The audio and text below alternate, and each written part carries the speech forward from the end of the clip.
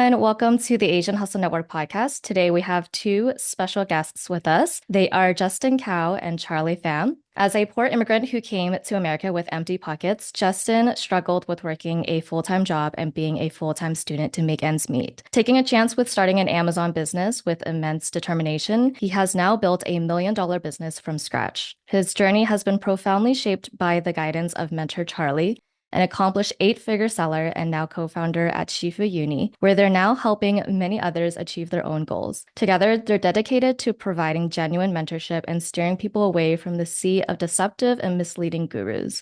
Through this platform, they aim to offer authentic guidance and support, helping others navigate their own paths to success.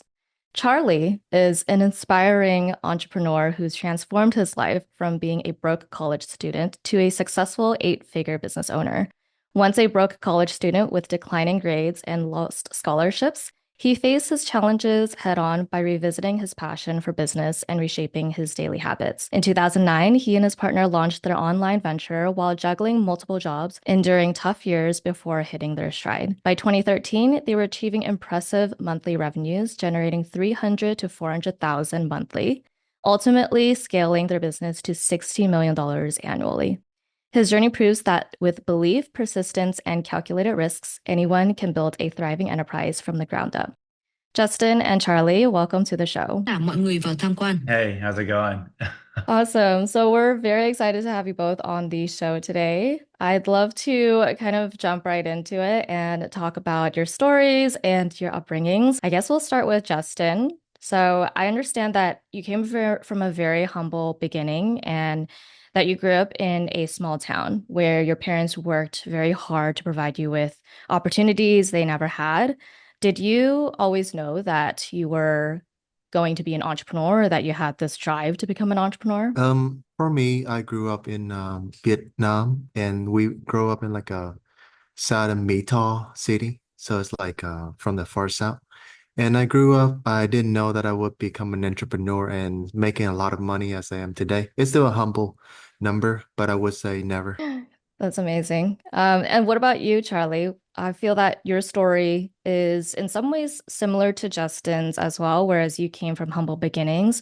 I read that, after immigrating to the US, your parents sold everything, borrowed money, and worked low-paying manual labor jobs to make ends meet.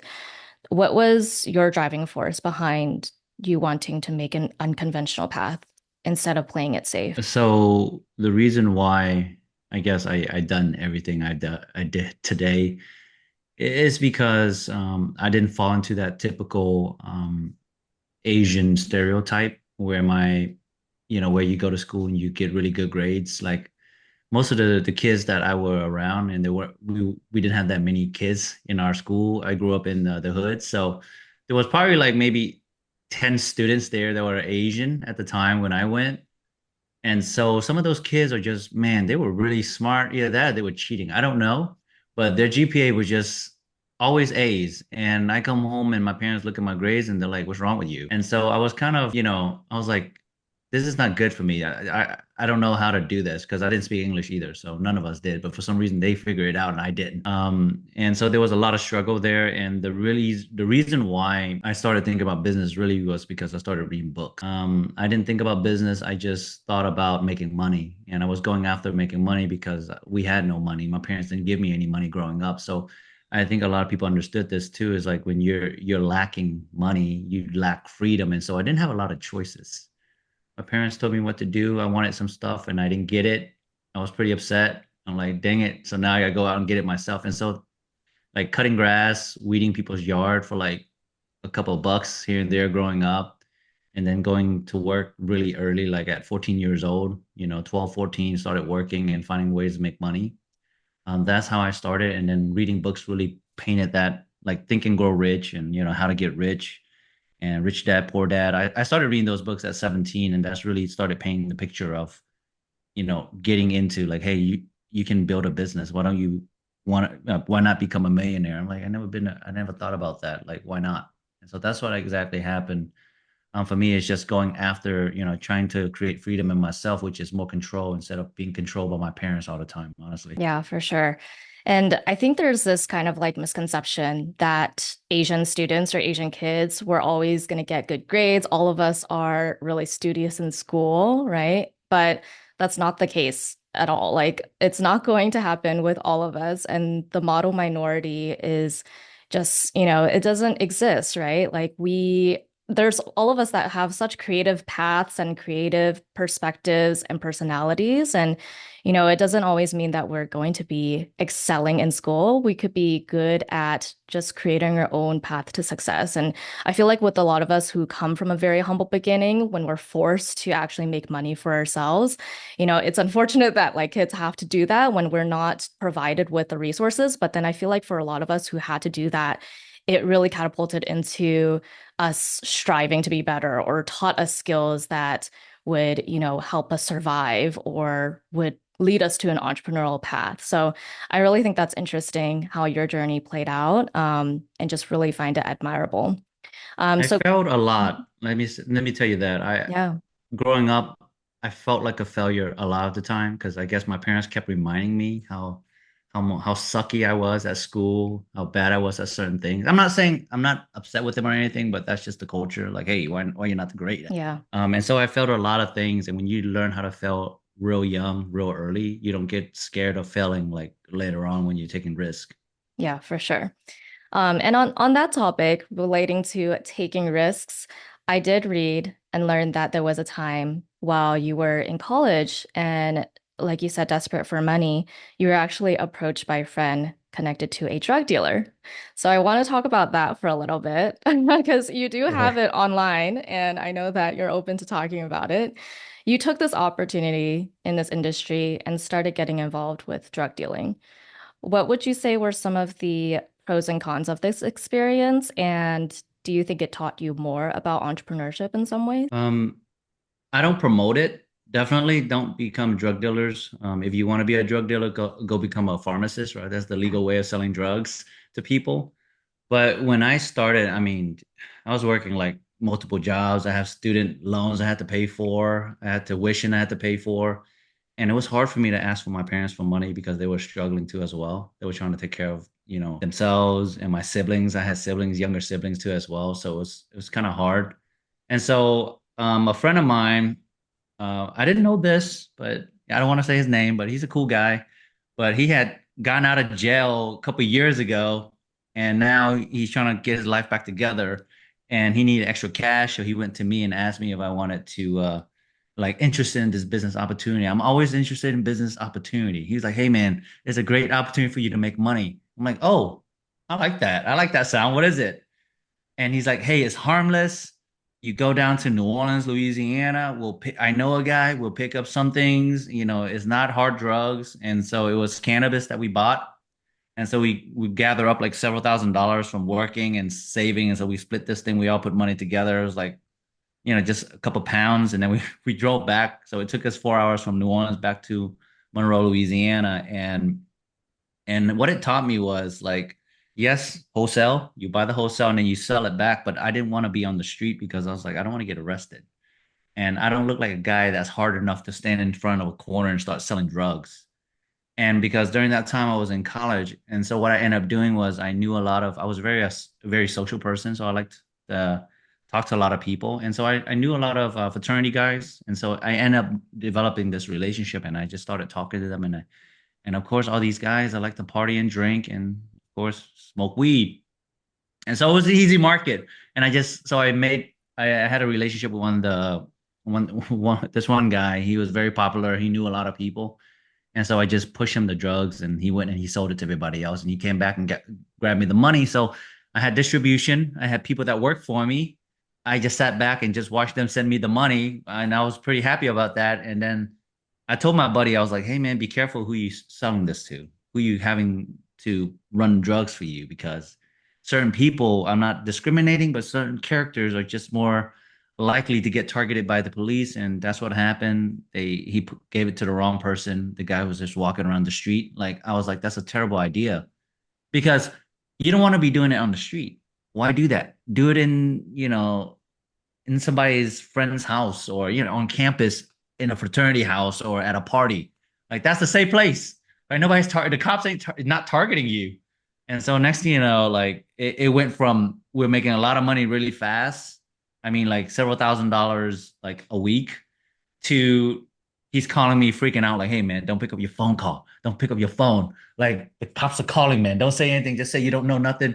And next thing you know, I have to throw everything away, dump everything in the toilet. And I was like, this is the worst thing ever, because I spent like weeks, not being able to sleep, worrying about, am I going to go to jail? Because back then you can go to jail for like 15, 20 years. And I'm like, this is the dumbest idea I've ever done in my life. And then if my parents found out, I'd be like, I lose face. I feel all this shame and guilt and regret. And I'm like, oh my God, please. And I'm praying every night. And I was like, God, please do not let me go to jail or something like this. I didn't kill anybody. I didn't hurt anybody. We were just having fun. And eventually, like, it just kind of slowly fade away. And I was like, I guess the cops, I guess the guy didn't narc on anybody. And so he didn't, I guess they never found out who gave him the drugs. And so eventually I was like, this is a bad idea. I just need to move into a more safe business. And that's when I started doubling down on, like, okay, what other opportunities when somebody presented to me, which was e-commerce. And so we're like, okay, let me try e-commerce. But I mean, I've learned a lot through that experience. It's like, do something that you can sleep at night. Yeah. And if you run a business and you can't sleep at night, like, there's no point. That stress is just, you risk your future, you risk your family's future, your reputation, everything. If you're doing something that you can't sleep at night, you shouldn't do it at all.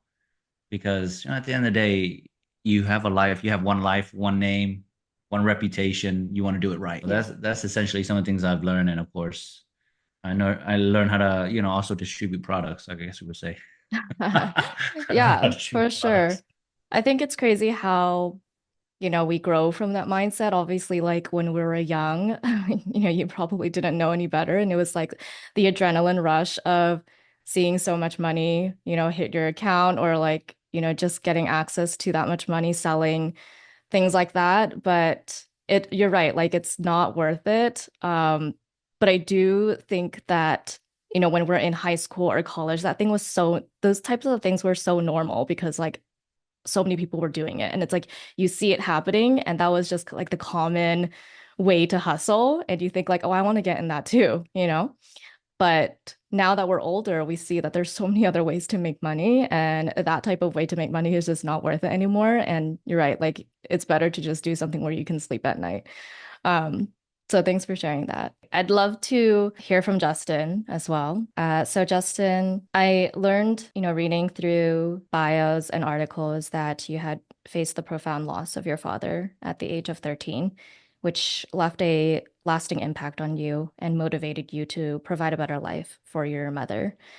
First of all, I'm so sorry for your loss. I'm sure he is extremely proud of all of your achievements. I'd love to know, were there lessons that you learned from your father that you still apply throughout your life and entrepreneurial journey today? Yeah, so I lost my father once I was 13. And pretty much imagine yourself where you pick up the phone, you're trying to dial your dad, but then no one ever pick up one again. And that's exactly how I feel until this point. And one of the key lessons that I learned is some way, somewhat, eventually everyone that you love, everyone that care for you, everyone that eventually look after you will be gone one day. And I was forced to learn that lesson early, but it put me in a position where I'm able to take care of my mom, take care of myself in my early 20s. And that is the very most important lesson that I learned is to be ready because life gonna throw a curveball at you and one day you have to be ready. Yeah, thank you for sharing. And I see in your content that you're really close to your mother and you support her and care for her. And I think a lot of people really like seeing that. And a lot of us don't realize that, as we get older, our parents get older as well. And time is just ticking away. And a lot of the times we don't realize that we need to savor this time to care for our loved ones, right? We're just busy working so hard at, for a lot of us, a job that we don't like, and not thinking about how we can care for our loved ones in the future, right? So I think that your story is very inspiring, and the reason behind, caring for your mother. is just really admirable. Can you talk about how your entrepreneurial journey kind of came about? And I know that, you kind of jumped right into Amazon and started your private label product. What was that experience like? And what was that product? What was the first Amazon FBA private label product? And why did you decide on that particular product? Yeah. To give some context, so pretty much after my dad passed away, my mom pretty much become the husband of the family, and she was working day and night, and sometime I don't even see her.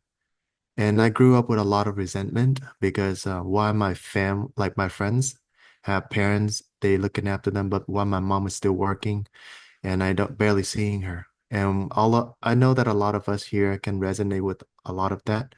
And one thing that I'm be happy about is when I learn to, let's say, hey mom, I know you try your best. I put myself in her shoe and to realize it was the only option for her to make sure that we not go hungry or go homeless. And after I forgave I'm not saying forget my mom, but like I forgave my old self of thinking bad about my mom trying her best as the very first time being a mom, you know? So that's when I started to realize what are my other ways of making money so that I can improve not just my life, but also my mom life. Because before my dad passed away, I look at him like, hey, dad, don't worry. I got you. I got mom now. So while I'm going to school full time, I was study petroleum engineer. And throughout that whole entire process of learning, I don't really feel like it is the career that I really wanted to.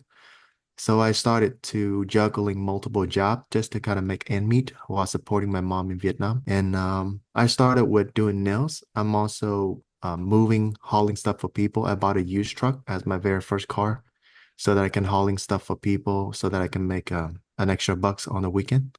I also do tutoring for college student, math, chemistry, and physics. And I do, because in Vietnam, when you are a C student in Vietnam, if you bring that knowledge to America, you become an A student instantly. And that's the very interesting things where I can see a parallel world. And that's allowed me to think creatively of shortcut, pretty much. How can I shortcut a math problem so that I can achieve the faster result?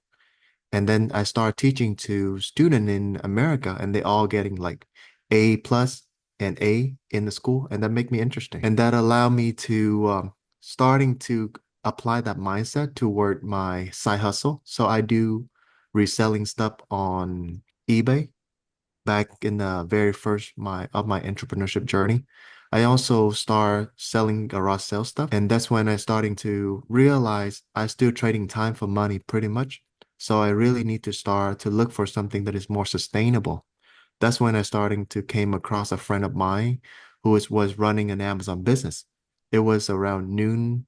We were sitting at like a Cafe Lu in California, and he just pulled out his phone. Hey, dude, I'm asking him like, what make like you have a business? Why don't you run it? And he just pulled out his phone, said, hey, my business is online.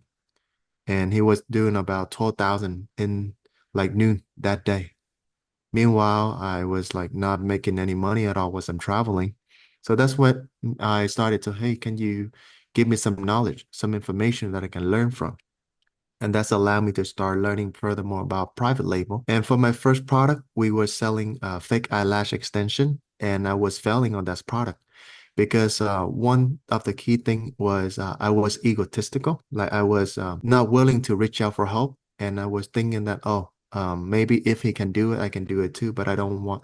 I feel too shame to be asking too much, you know. But now, fast forward now, when I starting to have a mentor like Charlie, I just feel like it's okay to ask questions. It's okay to not knowing, but everyone have to be your students. So after I failed on my first fake eyelashes extension, that's when I starting to loss of my all my saving. I realized I need to find a different way, a different shortcut. That's when I starting to reach out for different mentorship, and I just rack up a ton of credit card because that's my last shot. Because what happened if I fail? I just moved back to Vietnam, you know? Yeah. I don't know. You want to go back to Vietnam with credit card debt?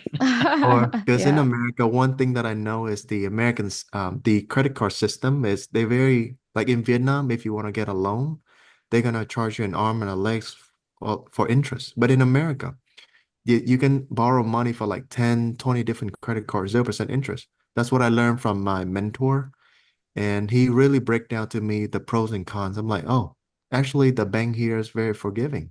Why not tap into that one? Because I don't have any saving left. And that Yeah. was the time where all the bridges was burned and like I gotta make it work. And that's when things started to work.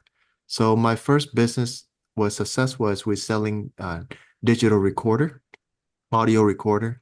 And that company still exists. And I started a second company where I have my furthermore of like Charlie involvements, and that is in the beauty industry because we sold that company already, but somewhat they don't want it to disclose the piece of information as they know that I'm doing like a business of coaching. But that company grew to about $4 million per year, and we started that company during the pandemic when everyone was shut down at home.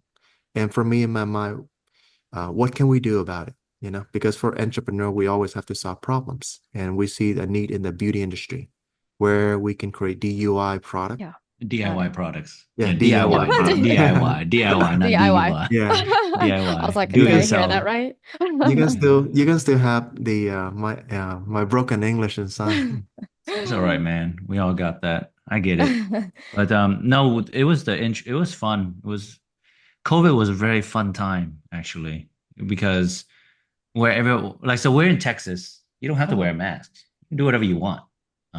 And during that time, I mean, Well, I recommend everyone to wear a mask regardless, not just to be conservative, but out of respect for but all of the opinion. we're not in that time anymore. But in Texas, we did whatever we wanted.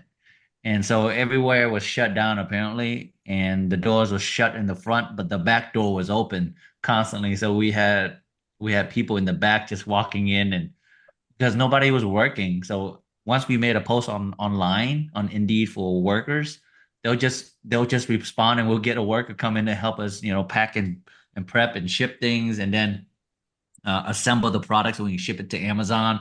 It was a wild time and like it's the entrepreneurial mentality, which is the same thing that's in my blood too. I realized as I gotten older that my grandfather and my great granddad on my dad's side, that's all they did during the Vietnam War.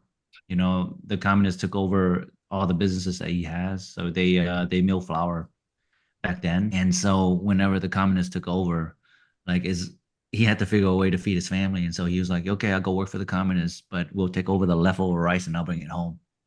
I'll feed them. I'll feed whatever they want, do whatever they want me to do, but any leftover rice. So the family always had a little bit of rice to eat versus somebody else starving to death. Right. So it's something, I don't believe like, just because the government tell you to shut down doesn't mean you stop hustling. You figure out a way, you don't Yeah. just sit and wait for an answer. Yeah, So, for sure. well, sorry for interrupting, Justin. No, you're good. You're good. No worries. Yeah. But we do follow a protocol. We still have masks. We still have sanitizer just for those that are curious because we want to make sure everyone's safe. But the money can wait, Gotta hustle. Yeah. So, Justin, you mentioned that you kind of started from eyelash extensions and then you went on to like audio recorders. Okay, so at this time, what year was this? Like this was when Amazon FBA just came out, right? Like a couple years Um, in. so it was in 2018 that when I make my Mm, first attempts, mhm. I lost over 6 months of my life because I was not having the right guidance and learning from a lot of misinformation from different guru. I bought like a bunch of courses before, but many of them was very like basic information until I starting to really horn down to a few key things when it's come to picking a product. So I was looking for, they always said riches in the niches. So I'm looking for a market that are actually having um, volume of sales. And I'm starting to figure it out. Is there any other like small stream, let's say for example like smaller stream of niches that I can step in and starting to build my way up, and we always aiming for, let's say, product above $45 and above compared to product at like 5 to 10 so that we can differentiate ourselves from the little guy, because there's a lot of people that have 1 to 2,000 to spend, so you end up like having to face with a lot of different competitor. But as you're starting to go to higher ticket, you're starting to have less competition, but you have to make sure that you differentiate yourself in brand building. That's when I Right. started to like I learned the right rope and I starting to do the analysis and now looking at what are the product and finding the niche for myself. Got it, got it. Yeah. So kind of like the higher priced items, they're definitely not going to have as much competition, right? Because there's so many other ones that are doing like, less than $5 items, right? And Mhm. so you're just facing a lot more competition that way. Okay. Got it. Um, and then Charlie, kind of shifting it back towards you. Thanks so much for sharing that, Justin. Charlie, in 2009, you started the online business with a college friend selling mobile accessories from an unknown Korean brand. I think that's what I had read. And despite having no experience at the time, you took on multiple roles like editing websites, managing inventory, hiring staff, bookkeeping, and marketing. And then by 2015, your company was able to bring in $15 million in annual sales. So going to you, like out of everything that you could have possibly sold, how did you decide on selling mobile accessories? So it was actually interesting because we started off with so my buddy of mine, he had this keyboard cover.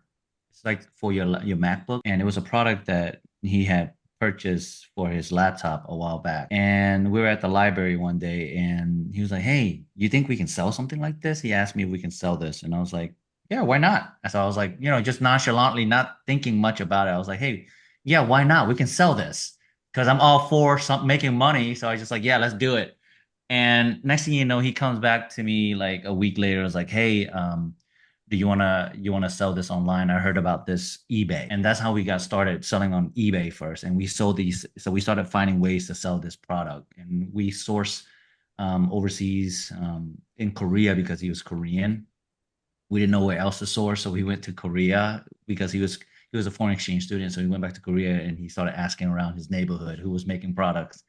And so the company he found not doesn't make that keyboard cover, but they make cell phone cases and MP3 player cases. And so that's how we developed that relationship. We told them that we're gonna help them sell, we're gonna invest money. So what we ended up doing was I took my student loan, the money that I had left, the several $1,000s from student loan that I didn't have to pay for just yet. So I dumped all that money into the inventory. And so he took whatever money he had and he dumped that into the inventory. And so they started sending us some inventory. And so we were selling these MP3 players that nobody bought.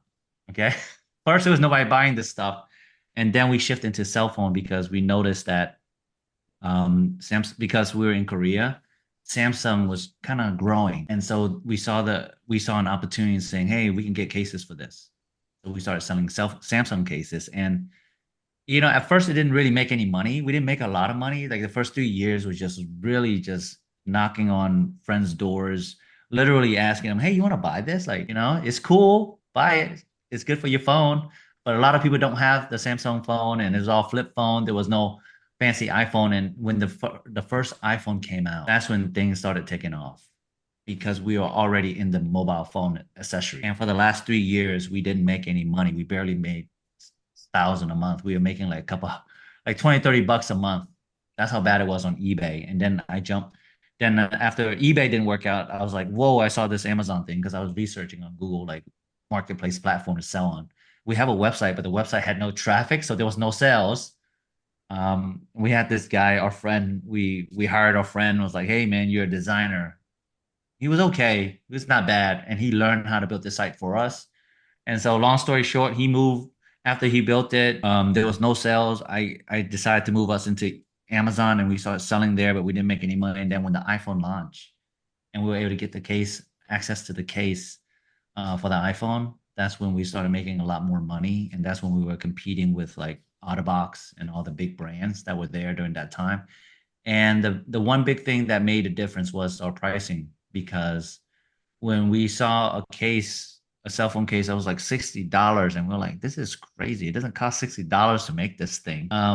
And we tried to compete on price, and it didn't work because we didn't have brand recognition, and so we just started slashing price, cut on material costs for packaging. We got rid of the packaging. We just focused on pictures online, focus on optimizing the description, and that's it, pictures and description.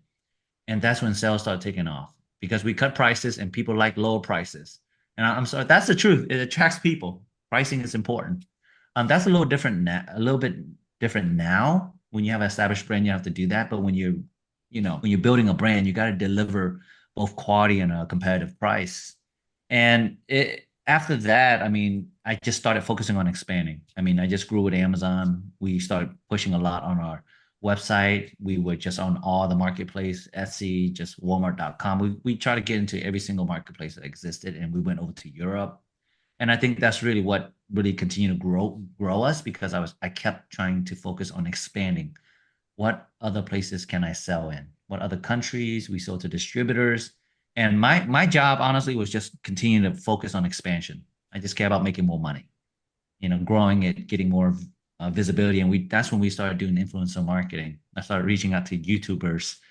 Honestly, we didn't call it influencer marketing at the time. We just call it. I just thought it was guerrilla marketing. I was like, hey, let's just There's reach no out to such these thing as guys. influencer back then. Yes. And I just started hitting all these influencers, these YouTubers, articles writers, blog writers. I went to forum and I act like I was a user, and I'm like, hey, this case is awesome. So I was lying, and I would talk to the admin and be like, hey, I'll pay you.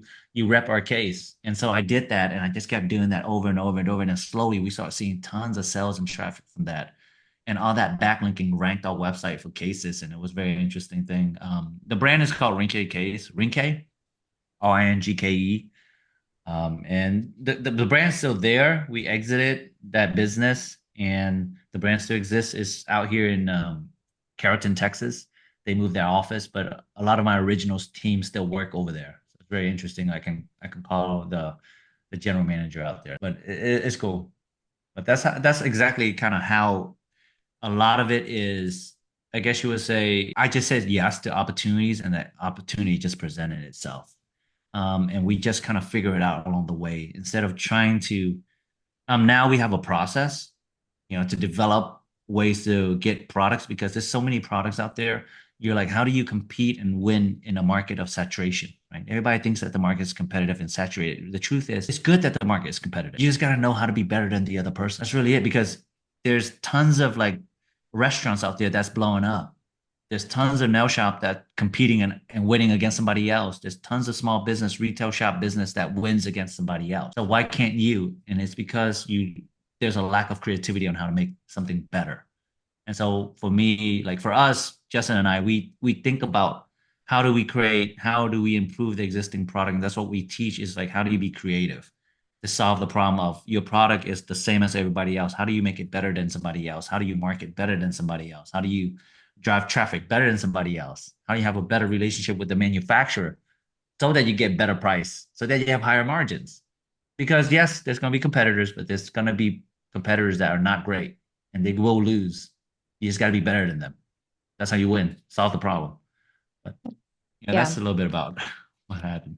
Yeah, I really like that you brought that up about, how do you be better than your competitors, and how do you scope out the opportunity? Because there are so many success stories where it's just so much more than hard work, right? Like hard work is rarely the only thing you need to actually become successful. Most of the time, it's the timing, right? And I think it's like incredible how the timing happened, that the iPhone came out and then you were in the mobile accessory business, right? And then also, like, are you going to be one of the people who lasts and continues working on it and not giving up, right? Are you going to outlast every one of your competitors, right? Most of the time, it's like you have to be the person who outlasts everyone else. Imagine if you had quit before the iPhone came out and you don't have that foundation anymore, right? And it was just incredible timing that the iPhone came out and then you were in the mobile accessory business, and it was just Yeah. perfect timing. But it's just more, it's so much more than hard work, so much more than timing. It's like about you just outlasting and staying in the game and beating out all of your other competitors and figuring out where's the opportunity, what is the thing that you need to kind of like turn the notch on. And you figured out that it was the ratings, or like the photos, or the description and the pricing. Like those are the little things that you had to like kind of change in order to reach your target audience. So I just think it's very inspiring that, it kind of happened that way, and that you had stayed in the game and kind of just, see how it would turn out. And it turned out for the best. Um, at the time, I'm curious to know, I'm sure it's very, very different now, but at the time, how much capital did you properly need to start up an Amazon FBA business? For me, I think we probably put in like $4,000 when we started. And we continuously just put a little bit more money in as needed. That's why I was working two jobs still. A lot of people don't get this, but when you're building something, it requires money. And where do you get that money from? You got to go to work. Right? If the business not making money, you got to go out and make money somewhere and then fund the business. And that's what's required. And like you said, like how do you continue to be sustained in this business? You gotta work extra. And that's what I had to do. I found ways to make more money somewhere else. And I picked and my thought process was I gotta do something that makes money the quickest in the shortest amount of time. Not drugs. We get rid of not drugs, but I ended up serving and I was great at talking to people. And so I got a lot of tips and that helped a lot. You work a night, you make $300.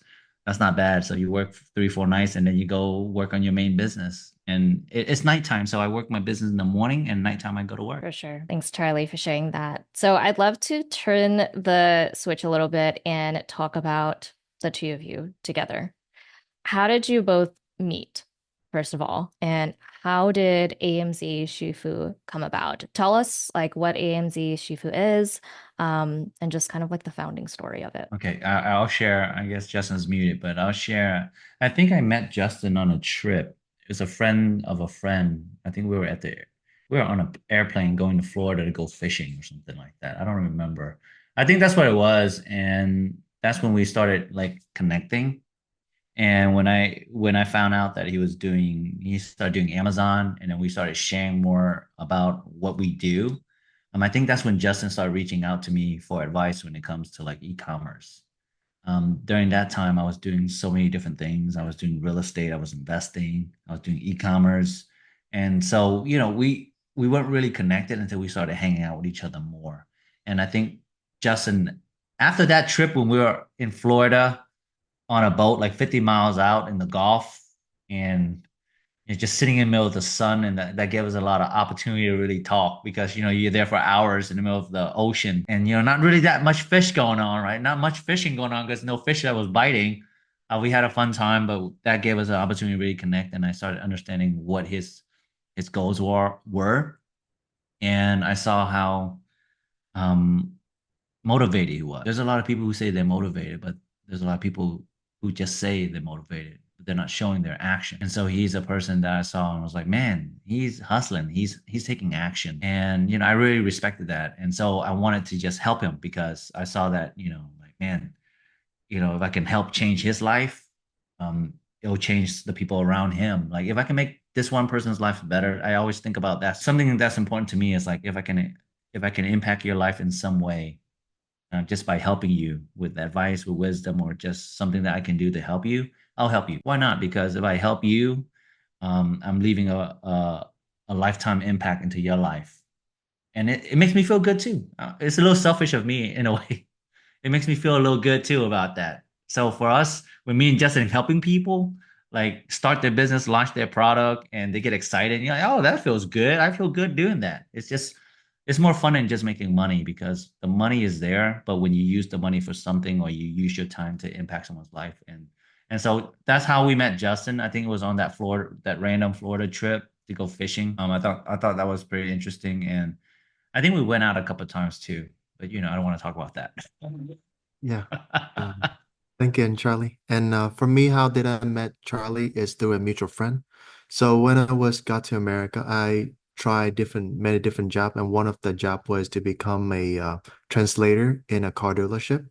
And I was at the same time trying to practice how to supporting and assisting like Vietnamese people trying to buy their first car at the dealership because the car salesman he doesn't understand Vietnamese, and it was a hard communication. And I was there, and that's how I was able to help Vietnamese people to purchase their first car while helping them translating and make sure that they not get taken advantage by. Because that's why I got fired, because I was telling them, hey, that was a bad deal, and I got kicked out. But during that time, I learned a lot about like meeting great people and putting myself in a shoe where I'm able to meet Kevin Vo.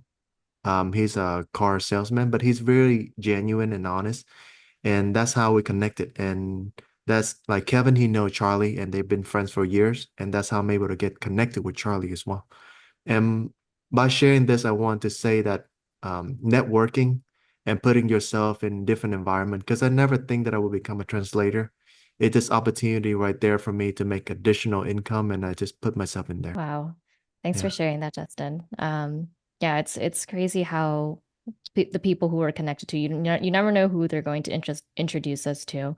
And I like the fishing trip story. I feel like when you put two people together for hours, it's like the conversation always leads to let's start a business together, and like it always kind of just goes into that conversation. And luckily it worked out here. So yeah, I love that you shared that story.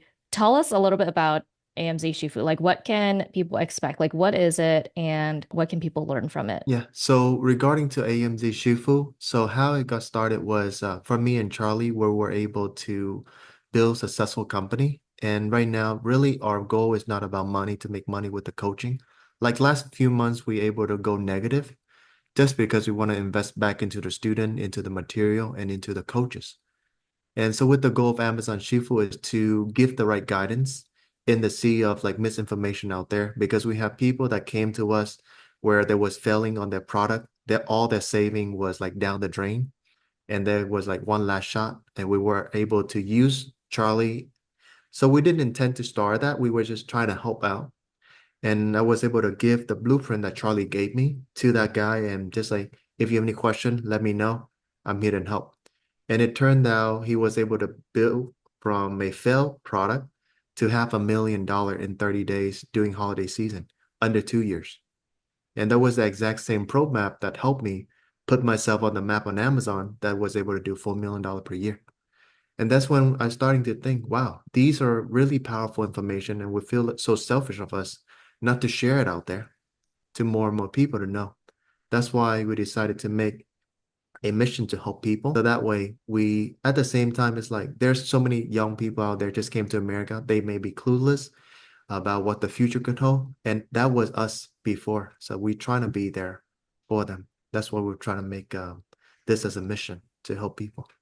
Yeah, I love it. And I think like when I started, I didn't have any guidance or mentorship or any support. So a lot of it was like Googling, research. We have AI now is helpful, of course, but there was a lot of struggles. And when you're doing it alone, you give up very easy. And so being a part of like, so AMZ Seafood is more of a community than just a mentorship. Like for us, there's a lot of students who, really connect with each other and support each other when, things get tough, when they feel uncertain, because how do you overcome the uncertainty of the future, not knowing if you're going to succeed or not? How do you sustain? How do you keep fighting? Well, you need somebody who kind of going through the same thing and like, hey, you know what? It's going to work. And so, me and Justin, we knew how to sustain. We knew how to survive. And so we want to translate and transfer that survival knowledge. How to survive. We want to teach people how to survive, how to sustain, how to build a profitable business over time, not just something that you go in like, hey, you're gonna be a millionaire overnight. Like, no, that's not happening. That's what we're here for. We want to really instill like the entrepreneurship mindset, the process, and the habits. Really, Justin talks a lot about habit, and I think that's very powerful for him because I see him developing very strong habit that's really shaping his future right now. I do believe that you seeing Justin, he's gonna be like, I don't know, at least on a private jet somewhere one day with his habit. He's gonna be flying to Hawaii. Oh, well, it's gonna That's a be with strong you habit. and with everyone too, because Absolutely. yeah. No. Love For it. me, Uh, what I noticed is like we never taught how to time management back in school. Like I grew up, I wasn't have the right knowledge, and there was I didn't know how to time management, how to know that you need to stack your little wins in order to feel motivated, because on your entrepreneurship journey, it will feel lonely a lot of time. And imagine you beating yourself down that, oh, I'm not good enough. Meanwhile, the whole world already beating on you. How can you grow? And you just have to constantly keep fighting that uphill battle just to stay motivated. So what we teach our student is stacking the small win. Every single day, what are the 3 wins that you can see? It could be just 1 minute workout, 1 minute prayer, 1 minute working on your business. The key point to start and improving by 1% every single day. Yeah. I Yeah. know that that's your That, motto, Justin. Charlie, you gonna yeah. say something? Yeah, it's the 1% every day is really focusing on the action that you can take, the control that you have in your life, which is you. You're only able to control yourself and how you feel and what you do, and the action that you take is really important. If you take action every day, you will get 1% closer to the life that you want. As long as those actions are aligned to Yeah. that life that you want to create. Yeah, for sure. I think that a lot of people kind of misunderstand what that means, right? They think like, okay, I'm going to write down my goals, and my goal is to become a millionaire by 2025. But then what are the breakdowns of those goals? Like, how are you going to get to that specific goal? When you see that goal of like, I want to become a millionaire by 2025, there's not really kind of like a stepping stone on how to get there, right? And you have to break that down. And that 1% is that breakdown. What are you going to do by the month, by the week, the day, like the minute, right? And so what are the small items that you can do today that will get you closer to that goal? So Yeah. Oh, we that's are awesome. nearing the end of the podcast. So I do have one last question for you. And that is, what are your future plans for the company? And do you have any advice for aspiring entrepreneurs? Yeah. For me, I would say right now we do run active businesses and different brand. And the Amazon Shifu is one of our side business where we're trying to help people. And we do donate a lot of like every single month we do set up part of it to donate to charity. We have built over 7 houses in Vietnam on our project to build 100 houses, and we do sponsor orphanages. So these Amazon Shifu going to be a legacy that will live on when we depart from this world. We want to see, let's say, Asian founder in the future, they can take part in this journey and start learning how to become a better entrepreneur, starting with the small habit. Because we don't just teach about Amazon. Our future, we want to invite more, let's say, a great entrepreneur that has built different company to go in and really sharing their knowledge and have a safe place for people to come to. And hey, I know that these guys, they practice what they teach, and I feel safe to learn from them. Because right now a lot of information out there are in curated, and a lot of different people that host the different community, they look down on us as Asian or as minority. There's no role model as Asian right now. There's no really trusted place except Asian Hustle Network as a place for us to learn and network. So we want to have a place for people to get educated about the online world and different type of businesses so that they can prepare I themselves. think Absolutely. for me, overall, I think for me, it's just continuing growing our voice, growing the Asian voice. I think I feel like we're underrepresented somehow. Like I feel like we're just like this shy kid who don't want to cause conflict, who don't want to, stir things up because hey, we're Asian, so hey, yeah, just ignore that guy.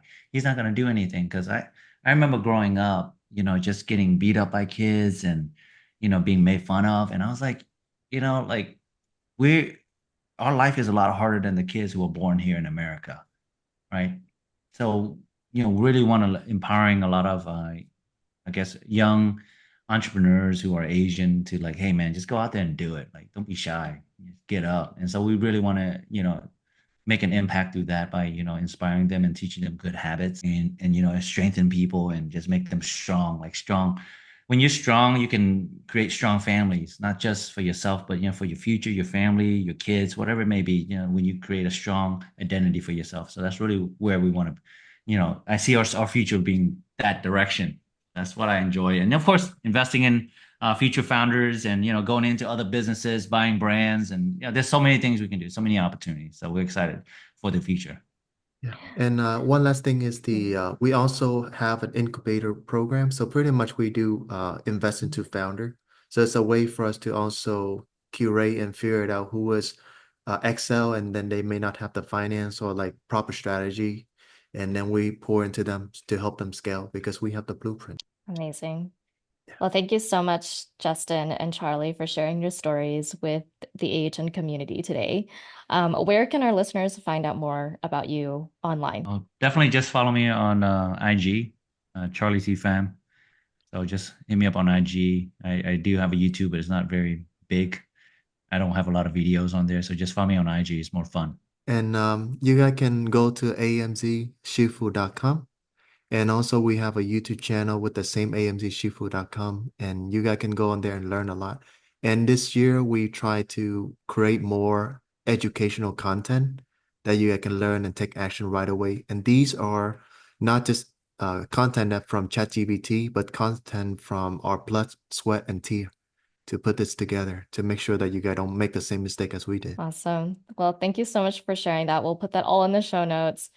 Justin and Charlie, thank you for being on the podcast. Really enjoyed today's episode. Well, Thank thank you. you so much for your time. I really Thank you so appreciate much. you guys' mission, you and Brian mission on helping us cultivate a strong Asian founder community. We Thank follow your you. lead.